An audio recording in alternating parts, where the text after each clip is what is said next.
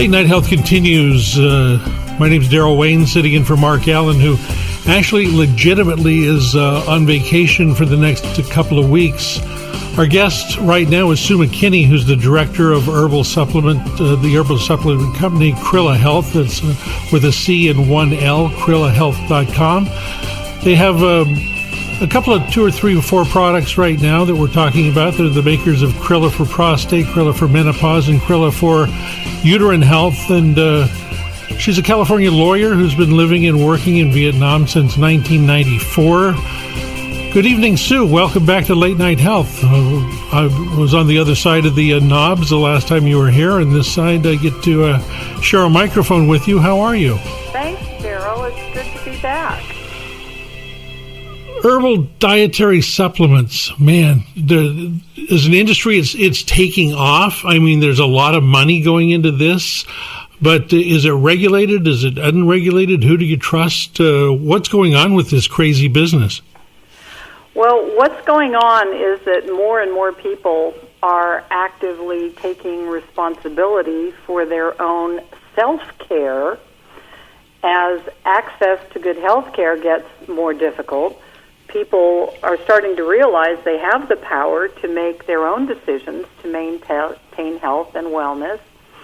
And though ideally we'd all be eating more whole foods, organically grown in our own backyard or nearby farm, so we get a well-balanced nutritional diet.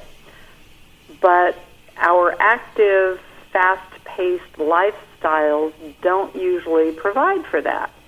At the same time, as people are more and more interested in self-care and proactive wellness, they're looking for good quality dietary supplements, especially natural herbal supplements, which are a convenient means to help support and maintain our health, especially as we get older.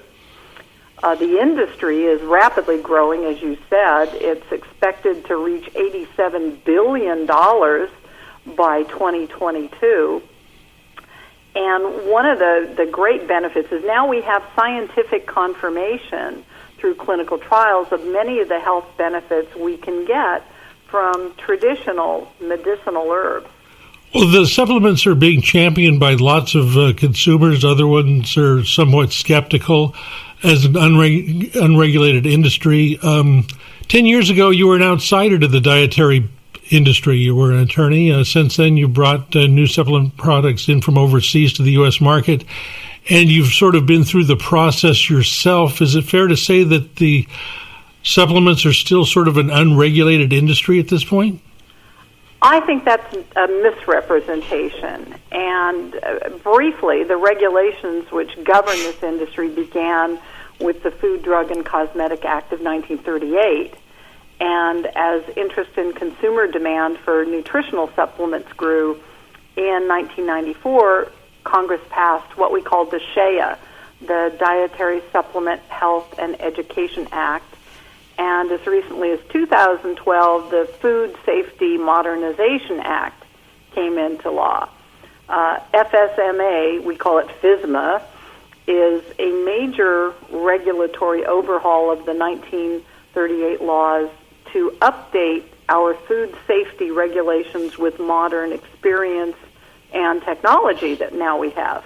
So FSMA gives the FDA new powers to prevent food safety problems and respond to safety issues and oversee our food supply, especially imported foods, which include dietary supplements that are imported. In my experience, the regulations are there. It's all a matter of the FDA's how stringently they can enforce the regulations, which is largely a problem of budget constraints for inspectors and inspections of manufacturing sites. Imported products like Krilla all go through FDA inspection upon entry into the U.S. before they're released to go to our warehouse for distribution. And under DSHEA, the importer or distributor, like my company, Krilla Health, is independently required by the FDA to test our products after they're in the U.S. The purpose of that is to confirm that my specifications to the factory were followed and that what I ordered is, in fact, what they shipped to me, and that there has been no accidental or economic adulteration of the products. We're talking to Sue McKinney, who is the director of CrillaHealth.com. That's CRILA Health.com, and it's good to know that the regulations are there, but as we all know and have said in the past, rules are made to be broken. How do we know these companies are following the regulations?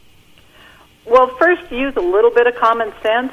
Look at the information a company provides you about the company and about their products. I've seen some wild, crazy labels out there. Are the claims made about the product reasonable? Under the laws, dietary supplements are not intended to diagnose, treat, cure, or prevent any disease. If a label is making specific disease claims, even if that's what you actually want to hear, that's illegal. And you know right there and then that it's a questionable product and a questionable company. You can also look at, does the company belong to the industry associations that promote all the best practices? Some of those are the American Botanical Council, the American Herbal Products Association, the Natural Products Association, the United Natural Products Alliance, the Council for Responsible Nutrition. These industry associations keep all of us up to date on the cutting edge and best practices. Also, does the company disclose research about their products? Is the research on the product itself, or is it just something they've grabbed off the internet about a list of ingredients? Because ingredient quality can be all over the map. Well, you bring up a good question, and having done business overseas myself, I think I know the answer to this, but for the listeners, how do we know the herbs I'm looking for are actually in the bottle? You mentioned accidental alteration and economic alterations. For the listeners, what does that mean? Well, like you alluded, it goes to the supply chain of what's in the products. How and where did the company source their ingredients? Accidental adulteration is what it sounds like. Something got mixed into the formula by mistake, or a different herb was unintentionally used to make the product rather than the right herb. Economic adulteration is another matter. That's intentional. That's when a cheaper look-alike herb is intentionally substituted instead of the high-quality, more expensive, or rare medicinal herb, which is the one that you need. Okay, I'm going to grab a bottle off the shelf. How can I assess the quality of what I'm taking up to the register? Well, you're not likely to go out and test it. But again, public information is key. There's so much available on the internet that you can learn about a company and its products just by doing a little bit of research. Check the company's website. Transparency means the company will tell you their story. Good companies want to tell you their story. And with botanicals, it's often a fascinating story. Botanicals or medicinal herbs are now the fastest growing segment of the dietary supplement industry. The ideal is to find products that are seed to supplement, which is like farm to fork or farm to table in the restaurant business. Seed to supplement is the best practice in the supplement industry. Ideally, a company will grow all of their own key ingredients, process the herbs in their own facility, and make the finished product in-house. I can use Krilla, our own product, as an example. That's what we do. If you grow it yourself, you know exactly how the plants have been grown without any pesticides or chemical fertilizers, harvested at their peak for the biologically active compounds you're looking for, and then minimally processed in-house into a concentrated formula. In our case, it's into a capsule that provides clinically researched end product. Look at the label. Does it have a standardized formula that discloses the concentration of the key ingredients. And again, if the company is following the regulations, we batch test independently for the presence and strength of those key ingredients after we receive the products in our U.S. warehouse.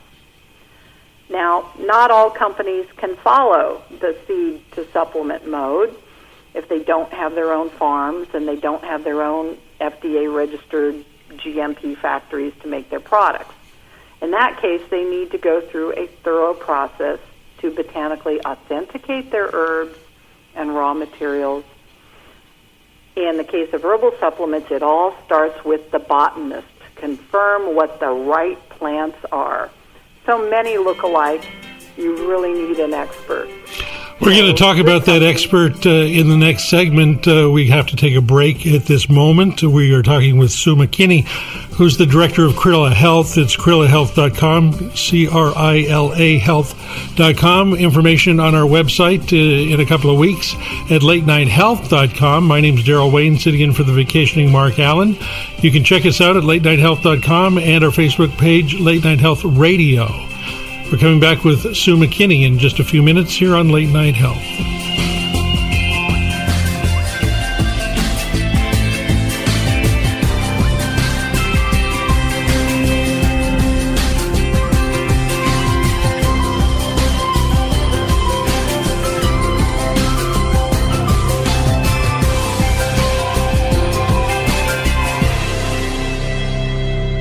The show continues in a moment.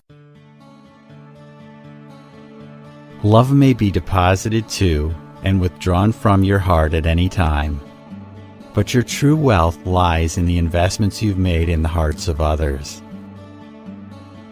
Be the sun today, for this is your day to shine. Allow the rains to wash away your pain, and let the fresh air clear you of your despair. May the dawn's light be your everlasting hope that you've made it through even the darkest of nights. Love always takes you to a place you need to be, and you need to be at home in your heart. Be filled with this joy. Namaste. For more inspiration from Robert Clancy, visit guidetothesoul.com or go to the Moments with Robert page on latenighthealth.com.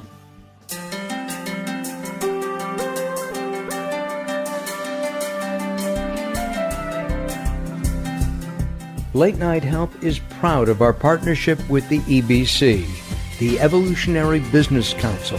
Check them out at ebcouncil.com. You're listening to Late Night Health with Mark Alyn. The show continues in a moment.